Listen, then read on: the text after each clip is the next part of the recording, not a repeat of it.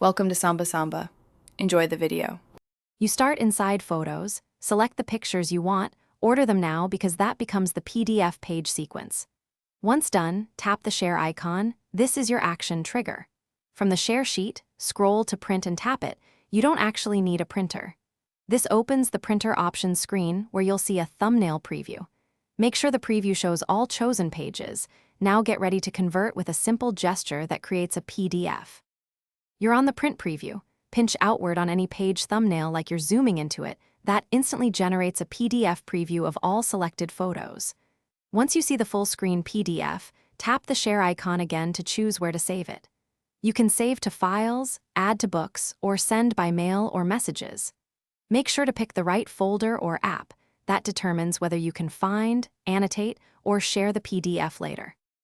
Save the PDF by choosing Save to Files, pick a folder, and tap Save.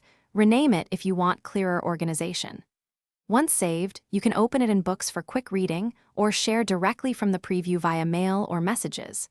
If pages are out of order, go back to Photos, reorder your selection, and repeat the print to PDF gesture.